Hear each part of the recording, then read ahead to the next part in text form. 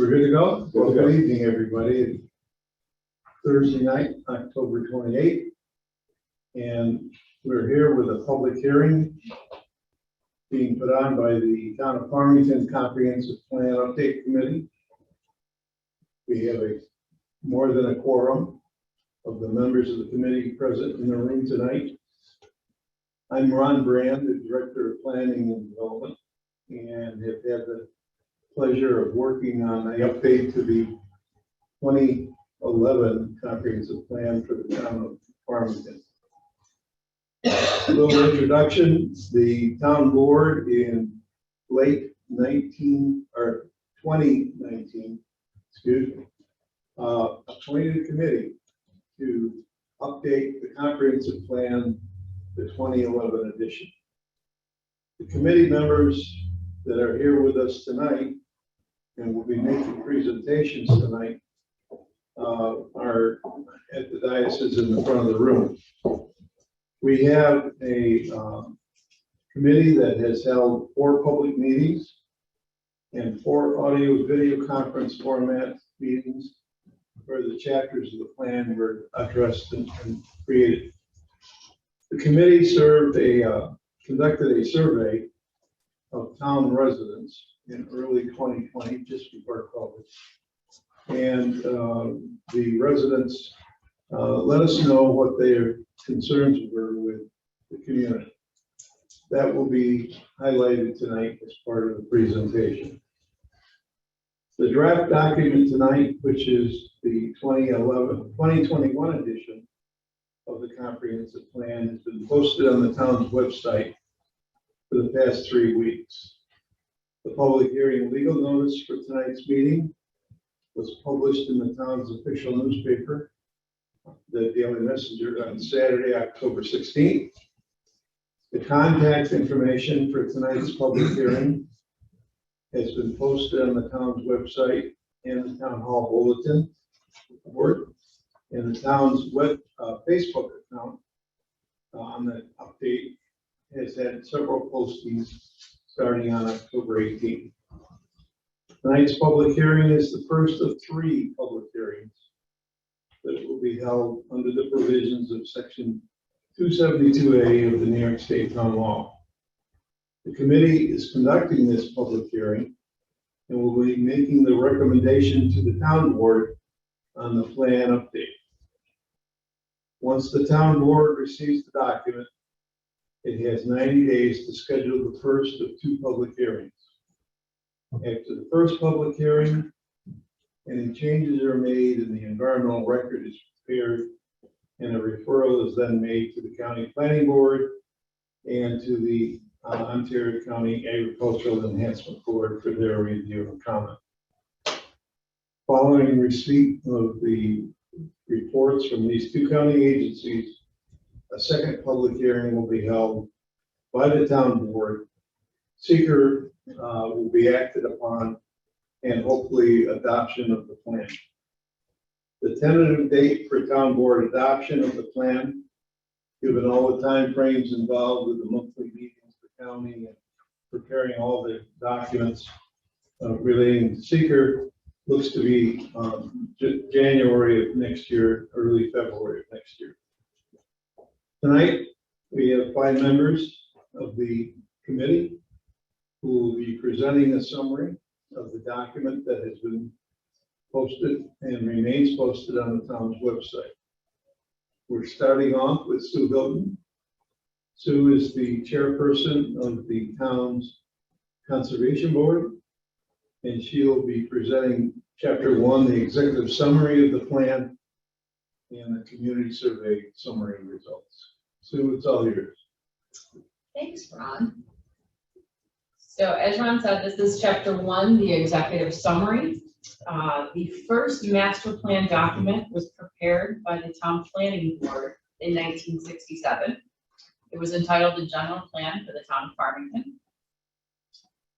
And in that master plan, that they identified 2 urbanized areas, the hamlet of Pumpkin Hook in the northwestern section of the town, and the intersections of Route 96 and 332, extending west along Route 96 to Mackenzie Road.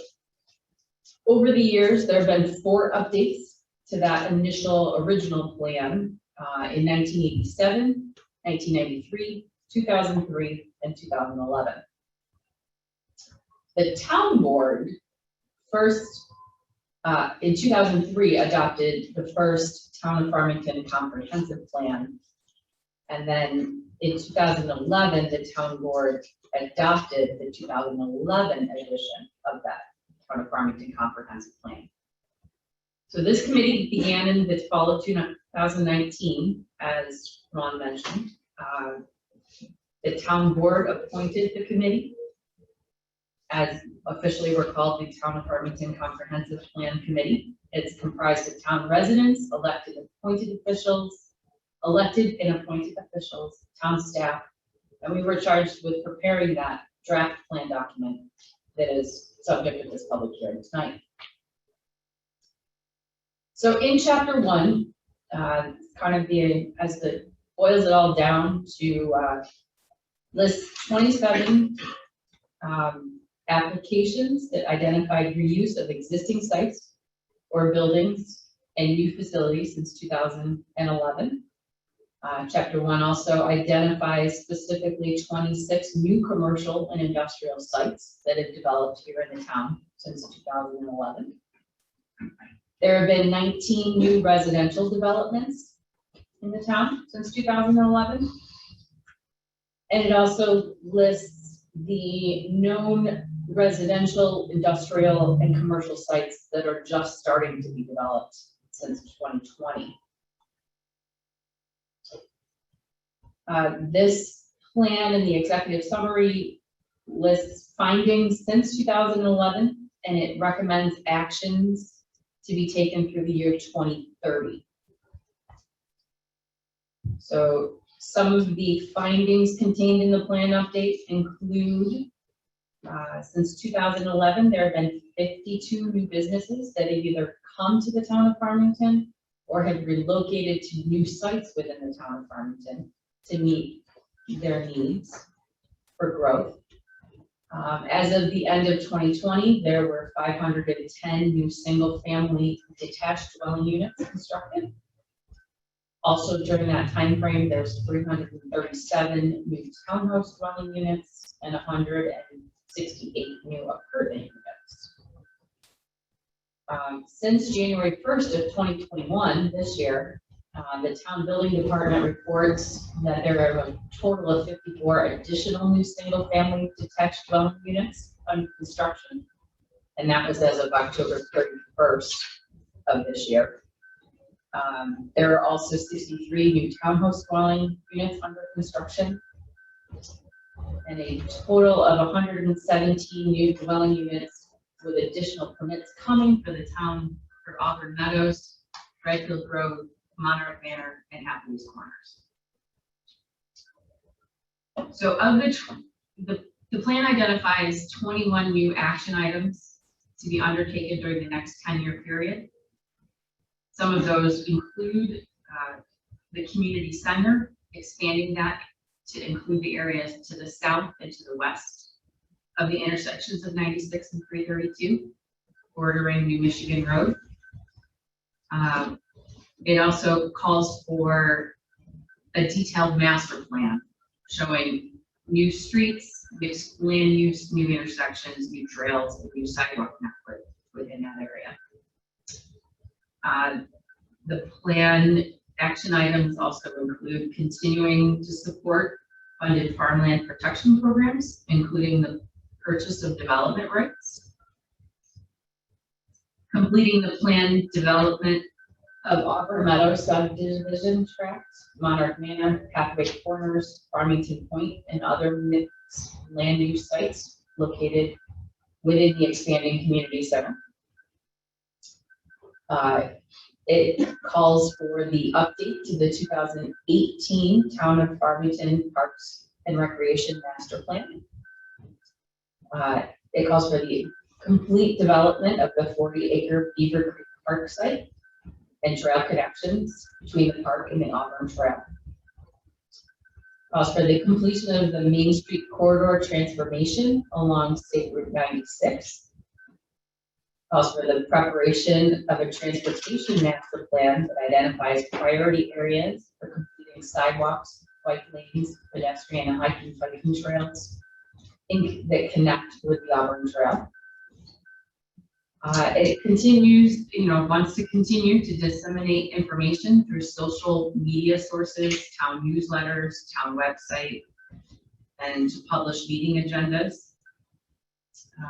It asks to evaluate the feasibility of creating a town-wide drainage district.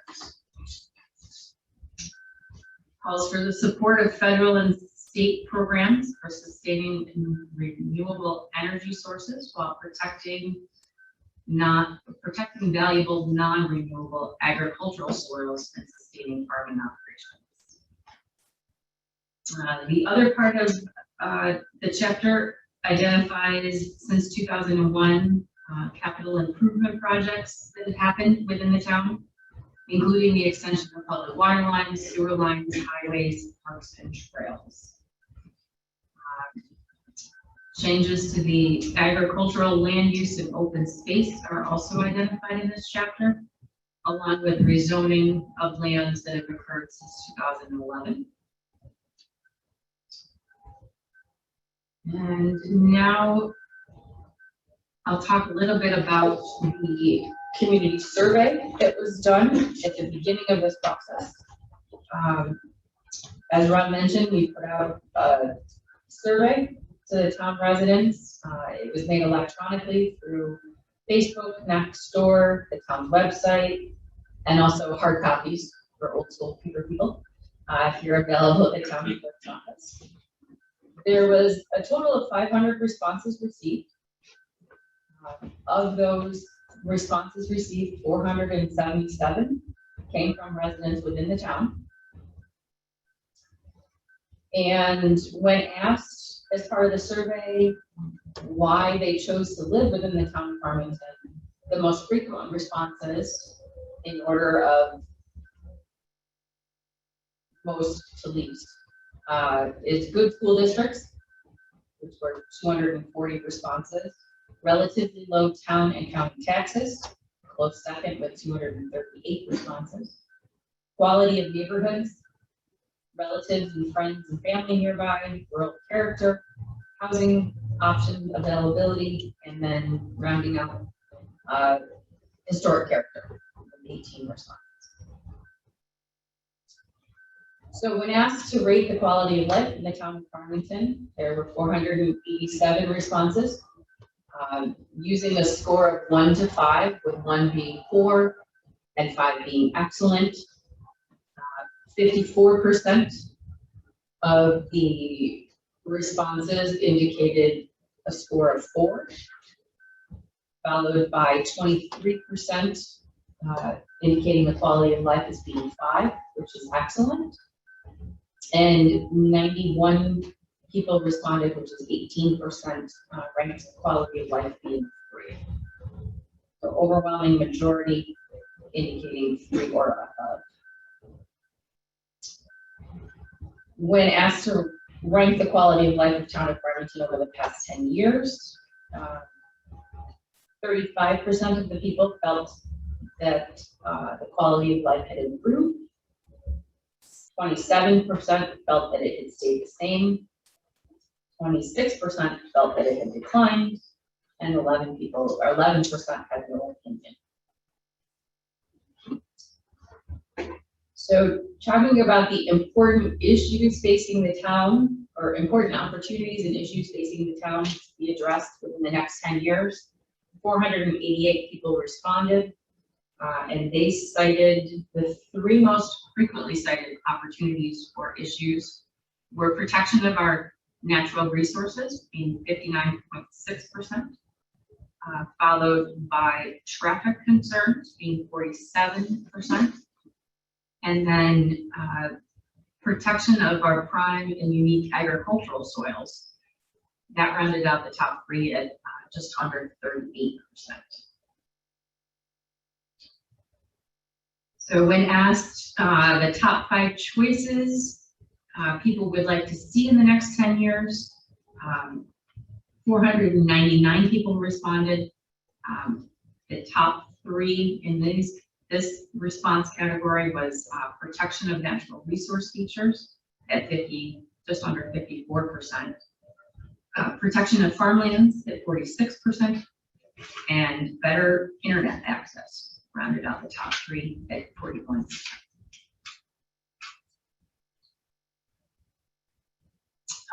The next question on the survey asked, in the next 15 years, how would you be able to describe the town to your friends, children, grandchildren?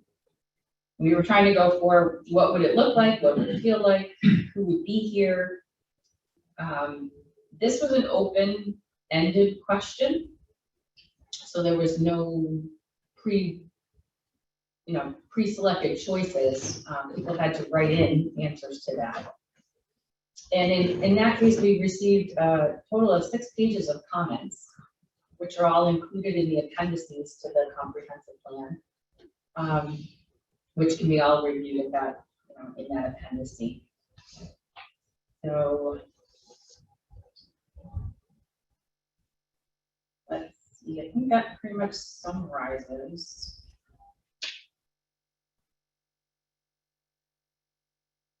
Yeah, there were questions about demographics, which again also can be included in the plan. And that was my summary of the executive summary. Thank you, Sue. Next up is Al Adams. Al is a longtime farmer here in the town of Farmington.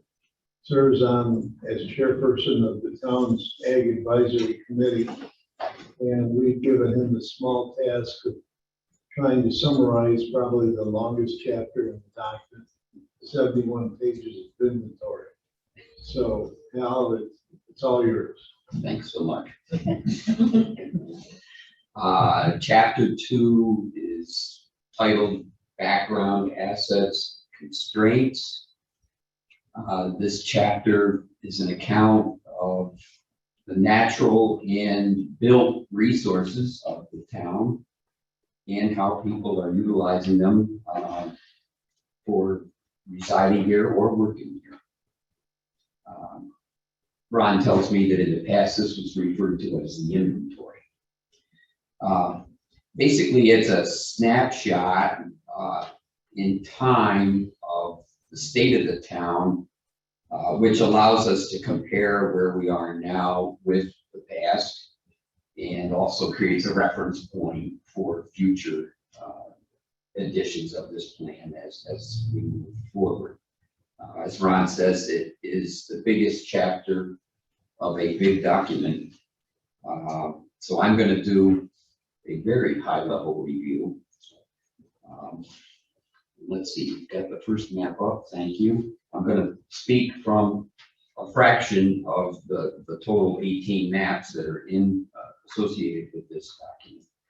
First map is the existing use map, land use map.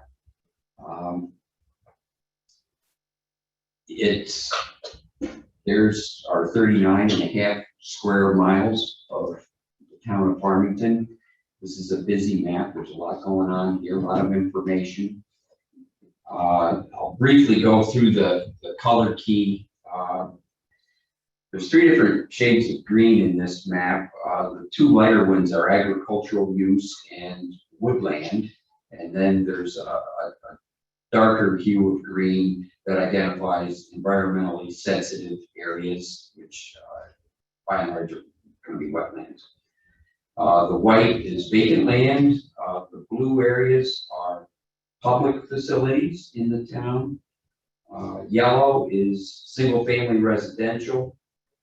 There's a sort of peach color that's multi-family residential. And then there's a brown area that's manufactured homes.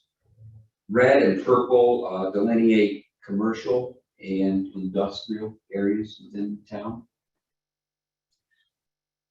As I worked on this project, I got a little clarity that maybe is I guess, obvious, but it became clearer to me that the trajectory of this town was forever set when it was bisected by the New York State Thruway. And we were given an interchange that connects the Thruway to Canandaigua. Really, that set in motion the development and evolution of this town. There was an interesting observation in the document. I certainly didn't make it, that the Finger Lakes Racetrack was one of the very first enterprises to identify the potential of the site at this area that was afforded by the Thruway and the interchange. And now, 60 years later, the racetrack is the largest employer in the town of Farmington after all that time. As we look at this map, it jumps out at you that the town has somewhat of a dual nature. The southwest quadrant of our town is pretty highly developed, both for residential and commercial use. And the rest of the town is far more dedicated to rural residential use and agriculture. At a very high level, I would say it's been the town's strategy to embrace and encourage development in that southwest quadrant and not encourage it so much in the rest of the town. The town has designated a Main Street corridor. I think Sue mentioned that, and a community center, but it is more or less true that the town lacks a clearly defined focal point. We do have 4 zip codes, 4 school districts, 3 fire departments, 2 phone exchanges. I think it's an open debate whether those are problems or not, but they're facts that are part of our town. Can we go to the next map, Dean, please? This is a map of existing zoning as it exists in the town. While we're looking at this map, well, again, let me go through the key first. The blue areas, so the uncolored area is what we call A80. It's mostly the agricultural area of the town. The blue is rural residential. The pink is suburban residential. And then down the line, I'm not going to go through all of these residential designations. I'm still kind of an amateur at zoning, learning all the time.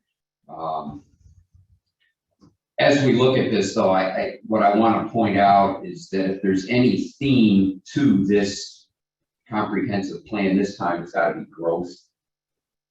Sue's already mentioned how much, alluded to how much has happened.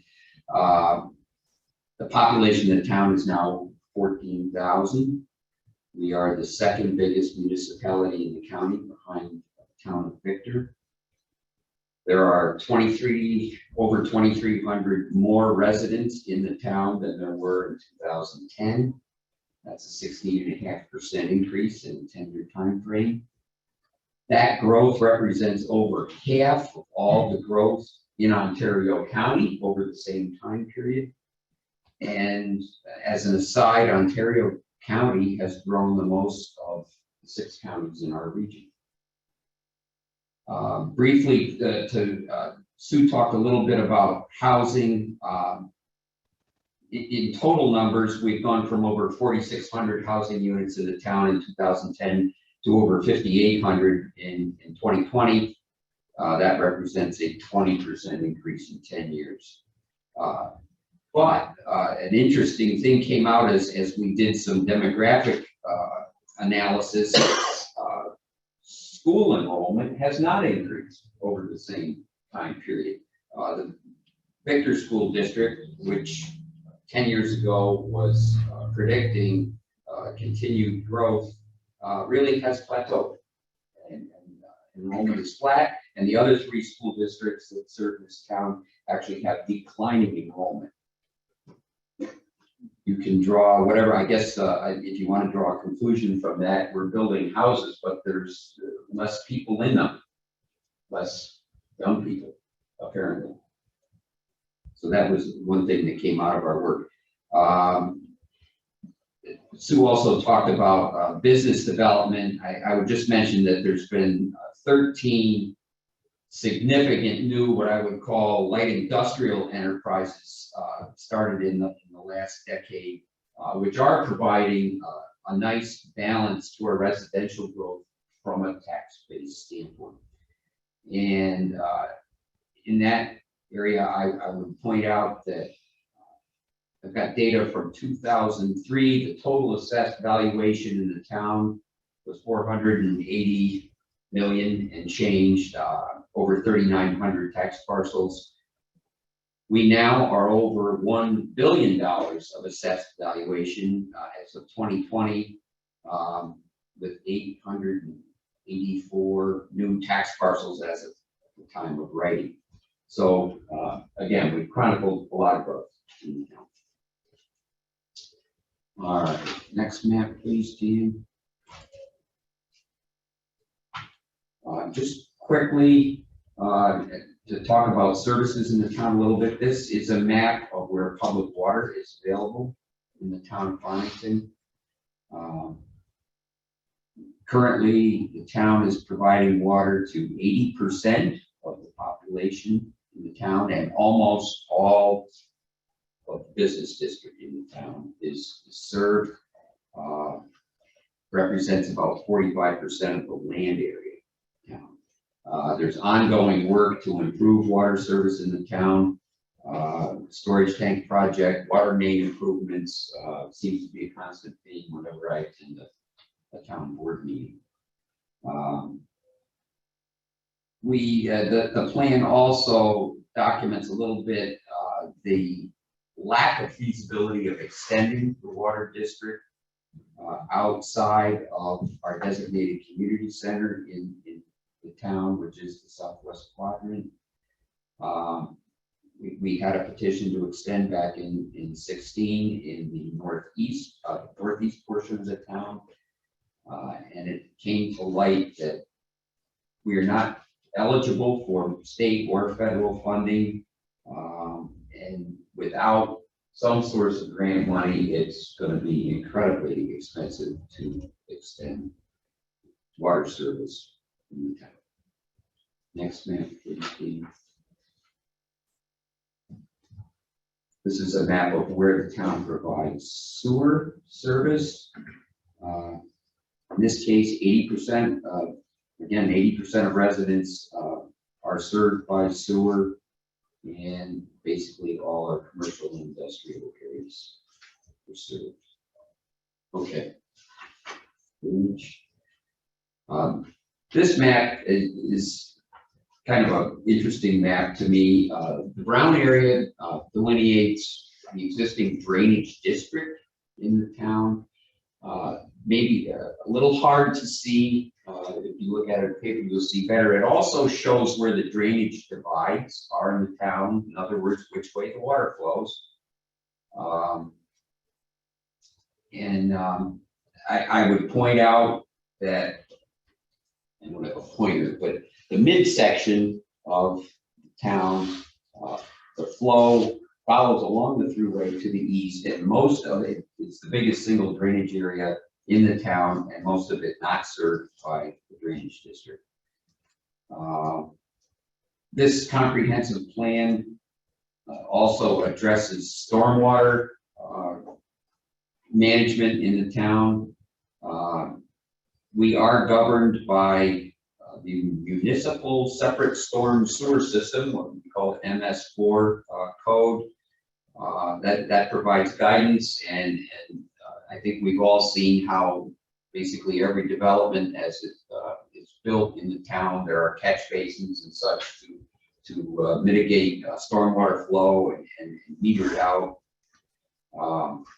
One final thing I would talk about while we're looking at this map is the blue areas represent wetlands in the town. 11% of the town land area is actually officially designated wetland, which is the most of any municipality in Ontario County. So it's a significant part of our landscape.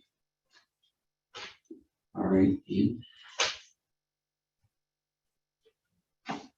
There's a big section in chapter 2 of this plan called circulation.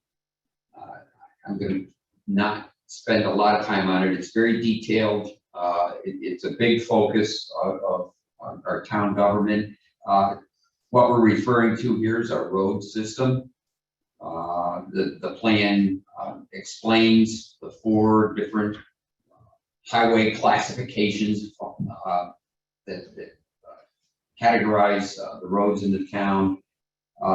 That's actually shown on the first map, but hard to pick out in that map, frankly. The town is maintaining nearly 94 miles as measured by the center line of roads in the town, and is also maintaining 15 more miles of county highways under contract. In this section of chapter 2, there's a thorough discussion of new road construction, intersection projects, turning lanes, roundabouts, signaling, all that stuff in a lot of detail. There's also discussion of when the town instituted what we call the major thoroughfare overlay district, which covers the developed portion of the town, which is providing guidance as we develop that area in terms of keeping traffic flow, local traffic flow off of the main thoroughfares and on access roads and such, and also requiring sidewalks, bike lanes, and accoutrements of that nature as conditions of project approvals. And I would mention, while we're looking at this map, that the town has recently completed the Auburn Trail Connector project, which is 3 miles of walking and biking trails, largely grant funded, and the crown jewel, I think, of our planners' recent work. It's very proud of it. Okay, finally, just a few comments on agriculture in the town, which is obviously the topic near and dear to my heart. This map shows the designated agricultural district in the town. This is enabled by the Ag District Law of the state of New York. It does, it does a lot of things. I'm not going to go into it. It provides some protection of farmland, provides tax abatement, real estate tax abatement. Does quite a bit. It's a strong tool for farmland protection and farmland viability.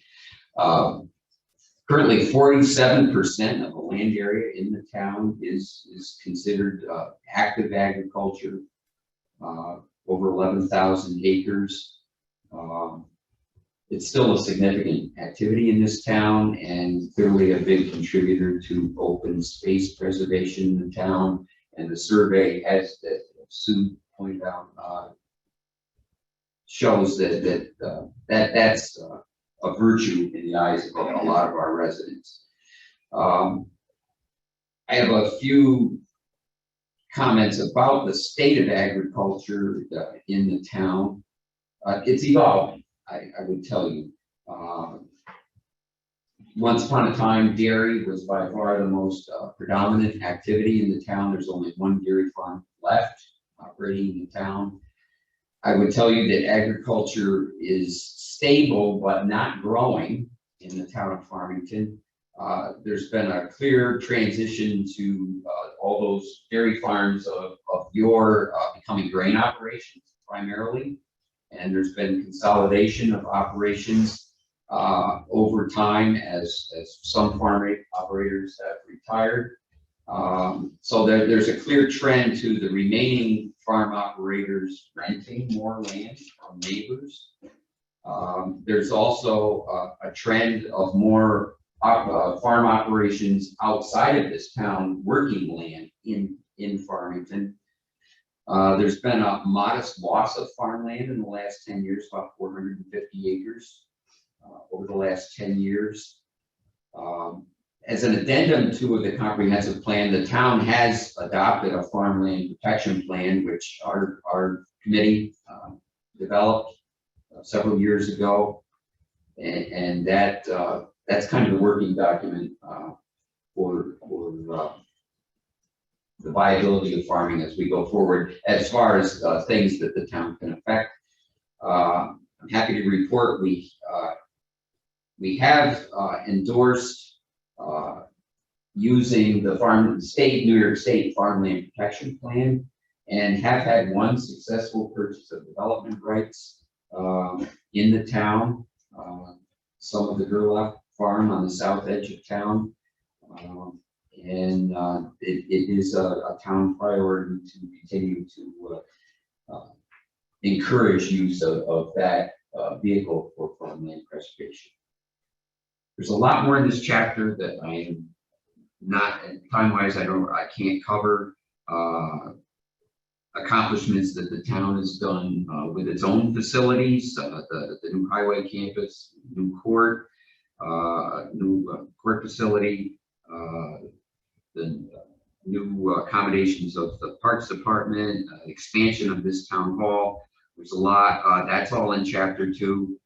There's also a great historic description that Donna did in chapter 2 about the history, historic sites and cemeteries. That's all in chapter 2. I encourage you to read it at your leisure. There's just a lot of information there. That's all I've got. Thank you. Thank you, Al. Next up is our town historian, Donna Herendeen. Donna's going to talk to us about chapter 3, which identifies goals, objectives, and policies of the plan for the next 10-year period. Donna? Thank you, Ron. Thank you, Don. As Ron said, this chapter discussed town's goals and the objectives and the recommended actions. The chapter itself is fairly small compared to the other ones. It's 38 pages long, and it's organized in 6 broad functional categories: housing and residential land use, managing the built environment, conservation, open space, and environmental protection, the economy and associated land uses, transportation, and public utilities, facilities, and services. Most of these statements are continuing or ongoing. They were established in previous planning documents and remain effective today for the next 10 years. This chapter lists the goals and the objectives, recommended actions, which provide the framework for the next 2 chapters, chapter 5 and 6, 4 and 6, I'm sorry. There are a total of 16 goals, 42 objectives, and 206 recommended actions listed in the 6 broad categories. And this is an example of one of those. Managing the built environment. The goal is to shape and improve the quality of the built environment by focusing growth so as to provide for the needs of townspeople, maintain the character of the town, and ensure a healthy environment for future generations. There are several objectives to this. One is land use development and environmental regulations, which are in accordance with the adopted comprehensive plan. 2, criteria and guidelines for the various land use decisions made by the town boards and officials. C, performing standards for new development, including the creation of architectural and landscaping design guidelines for development with a map MTOD major thoroughfare and the MSOD Main Street Overlay District, which are both delineated on the town's official zoning map. 4, focused development to avoid sprawl by giving emphasis to the hamlet of Farmington and identifying the sub-area as a community center. Prepare and adopt an expanded community center area map located in the southwest quadrant of the town. thereby making state grant funding eligible for capital improvement projects within the sub-area under the State Smart Growth Public Infrastructure Policy Act. Next is retain and create parks, bike lanes, hiking trails, and public open space in conjunction with development.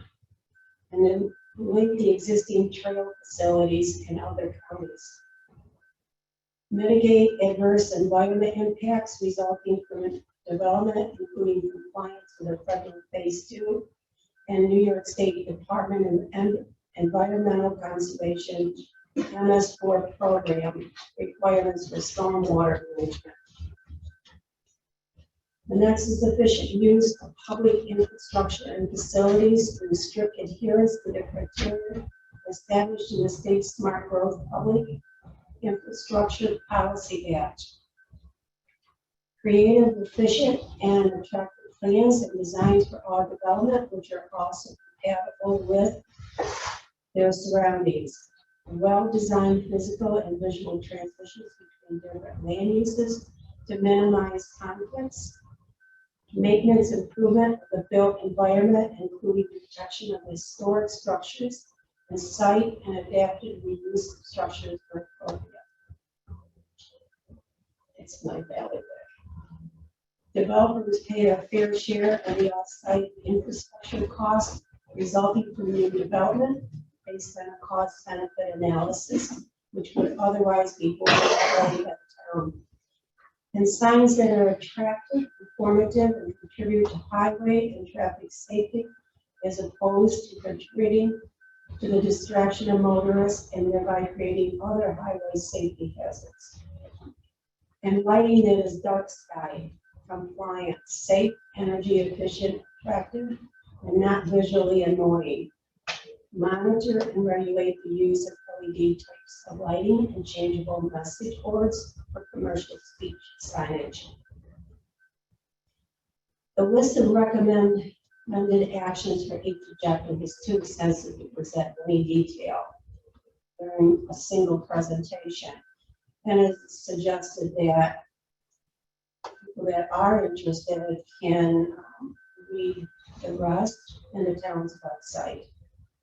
Generally, the actions include new programs to regulate and or administer land use, streamlined regulations, and development review processes, amending the town's site design and development criteria, maintaining design criteria for sites, again, within the MTOD and MSOD, evaluating how and where limited mixing of land use might best occur, regulations to protect natural resources and protection of historic structures and sites, and the adaptive reuse of these where appropriate.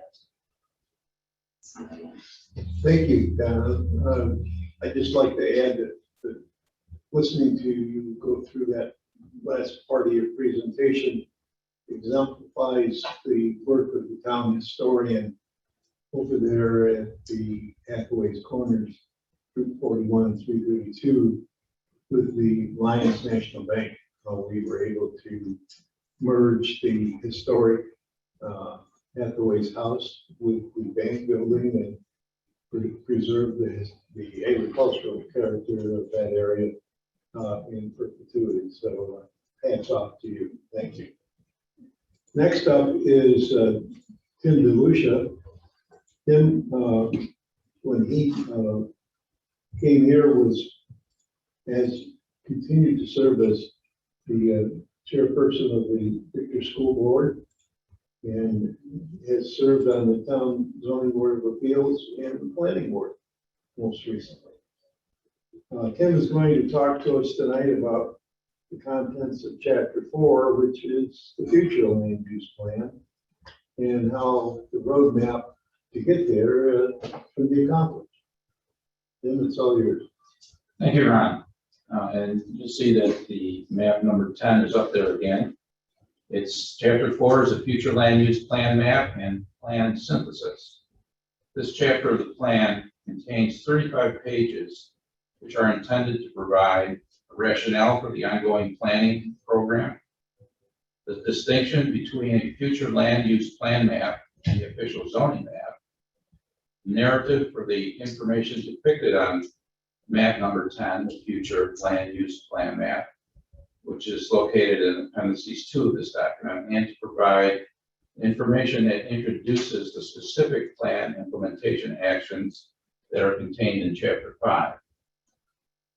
Basic planning philosophies are identified in this chapter, and they include the continuation of public expenditures that has resulted in the pattern of development within the community for over the past 50 years, and the desirable natural characteristics that need protection.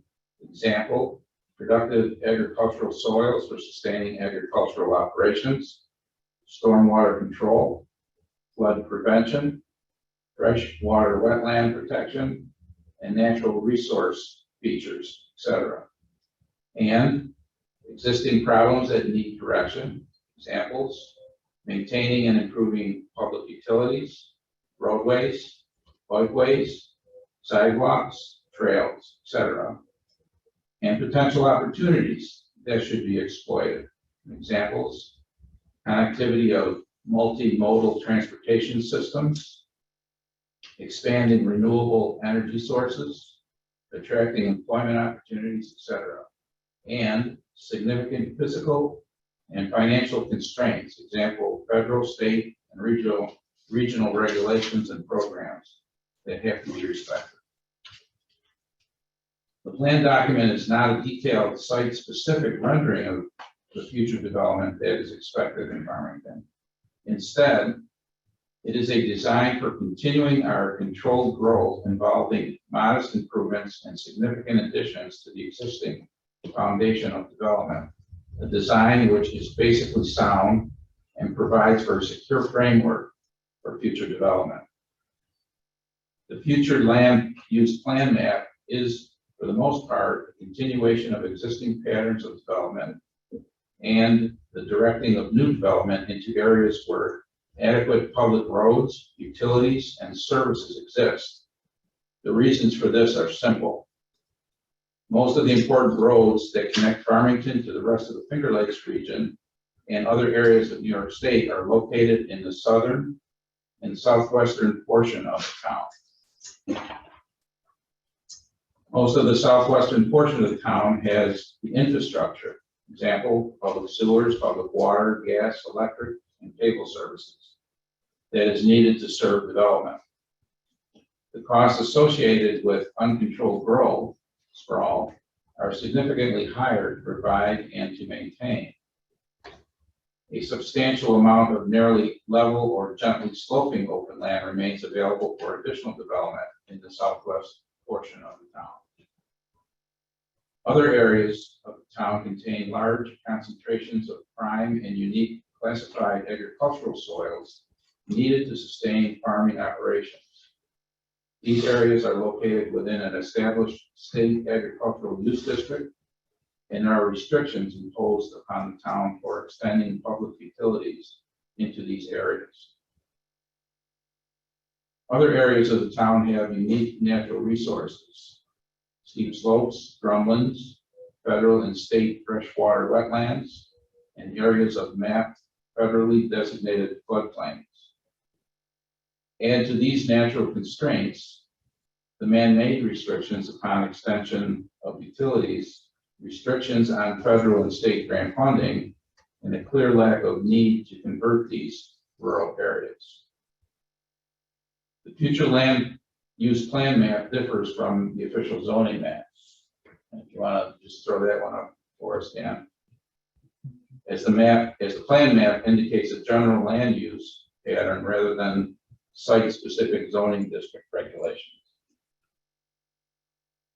The majority of Chapter 4 provides a detailed analysis of current existing zoning districts, followed by analysis of 15 sub-areas. And that's map number 11, which provides some of the inherent opportunities for as well as constraints to development. This analysis serves as a synthesis identifying the issues of concern that the town will need to address as growth and development continues to occur. This synthesis contains 29 pages of narrative. Finally, Chapter 4 describes other recommended plan actions, which include continuation of the town's capital improvement program, governmental cooperation, grant funding assistance, and the need for ongoing studies and a series of new regulations. The synthesis contained in Chapter 4 provides the segue into Chapter 5, implementation actions for sustaining the plan. Thank you. Thank you, Tim. And last but not least, Aaron Sweeney is a member of the town planning board, having served as the, in the past on the zoning board of appeals, and also provides service to the community with the volunteer fire department. So his commitment to the community is well established. Aaron, you're going to talk tonight about how to sustain this plan and implement the actions that are in it. All yours. Thank you, Ron. Chapter 5, Sustaining and Implementing the Plan's Actions. Chapter 5 contains a total of 11 pages. Chapter 5 lists a total of 19 high priority actions to be implemented during the period 2021 to 2025. Several of these actions are underway or completed, and others are to commence in 2022. There are also a total of 4 medium priority actions to be implemented during the period from 2026 to 2030. And finally, there are a total of 12 ongoing priority actions to be implemented during the planning period 2021 to 2030. Now, I was going to read all of these actions to you, but Sue and Donna covered them quite well. There are some slides up there if you want to look at them while I'm reading. These priorities represent the town board's commitment to address known concerns of the community and provide a timeline for accomplishing them. This is not new, as a 2011 edition of the comprehensive plan contained a similar listing of high, medium, and ongoing priority actions. As the 2020 plan identifies, the majority of these previous actions have been accomplished. Those that haven't continue to be identified in the 2021 edition of the comprehensive plan. Many of the recommended actions in the 2021 plan rely upon steps to be initiated and or completed before they can be successfully implemented. For example, grants or other engineering sources need to occur to determine the feasibility of constructing improvements. Such a process was successfully used for funding the Auburn Trail Extension project, and hopefully the 2021-2022 Transportation Alternatives Program Sidewalk Trail Project. The recently completed Route 96 and 332 sub-area study by Bergman Associates and Barton and Lojudas Associates in December of 21 provides feasibility for several other transportation-related implementation actions during the next planning board. One of the largest unknowns at this time is whether Congress will provide the infrastructure bill, and if they do, what limitations may come with it. Having completed several feasibility studies already, the town is ahead of the curve, and hopefully will be able to benefit from whatever guidelines are created. Having an up-to-date comprehensive plan also provides another benefit to our community, as this is an important consideration that has been voiced by several state agencies administering existing grant programs under the state's consolidated funding program. Chapter 5 provides the responsibilities for adopting and maintaining the plan throughout the 10-year planning period. Tonight's public hearing is the beginning of the formal adoption process completed by the town board. Any amendments to tonight's plan document will be made and forwarded on to the town board. Chapter 5 also identifies the criteria to be followed for amending them, how the town will respond to dissent in the plan maintenance process, which briefly states, consistency will be maintained with the officially adopted goals, objectives, and recommended actions and the future land use plan map, which is map number 10, which is covered. Whatever amendments are made to the draft plan will then be submitted to the town board, who will conduct the first 2 public hearings on the 2021 edition of the plan. After that public hearing, any additional amendments are made to the document in the form of a final draft along with the environmental record for seeker compliance. The final draft is then submitted to Ontario County Planning and Ontario County Agricultural Enhancement Board for their reviews, and a recommendation is made under the provisions of the New York State General Municipal Law. Upon receipt of these reviews and the recommendation, the second and final public hearing is conducted by the town board prior to adoption. Upon adoption, several hard copies of the document are published. These copies will be provided to the town officials and will be available for purchase by the public.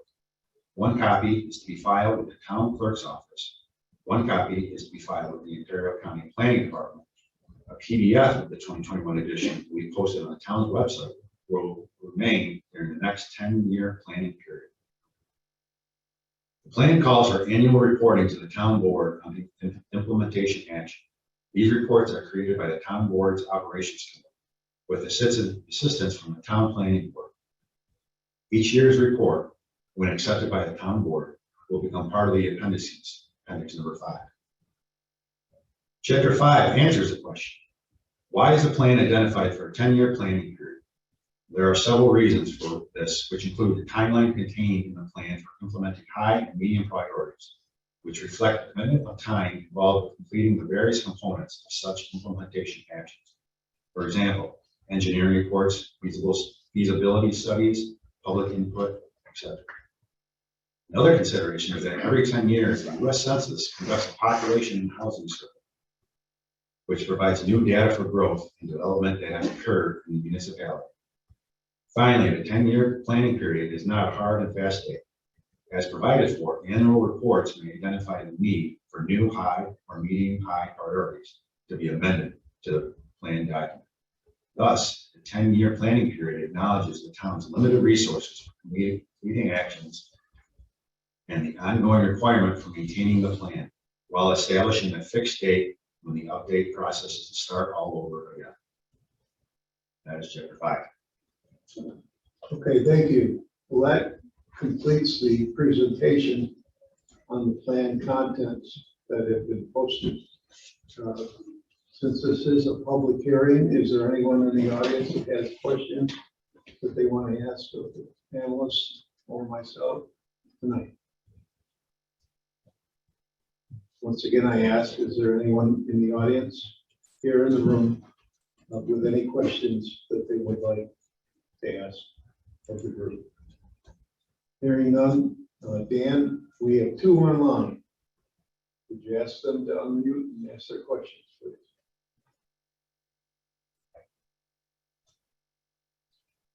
Anybody online wants to unmute at this point, or come or send a message in the chat for this panel, we would accept that at this time.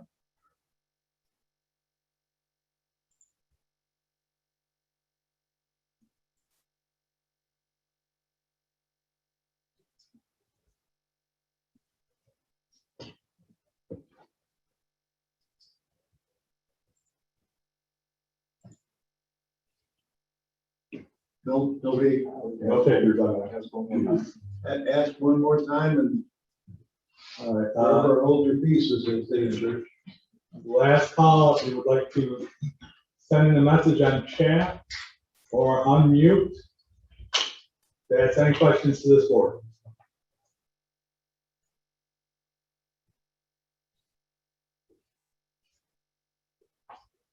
Okay, I don't see any at this point.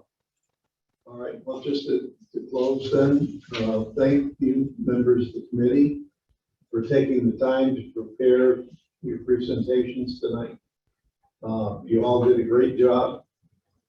Some had easier tasks than others. Al, you did an outstanding job with condensing all those pages. We will take then the next step and that submit the document to the town board at a future meeting here in probably late November to start the formal adoption process. And they will schedule the first of 2 public hearings either later this year or first part of next year, so that we can get this wrapped up and get moving on with other priority actions that we have to deal with, such as solar regulations and other things that we have coming before us. So I'd like to thank everybody for listening tonight. This will be available for public view. And we ask that you continue to read through the document and bring your questions, concerns to the town board in the future. Thank you and good evening. We're adjourned. Thank you, Ron.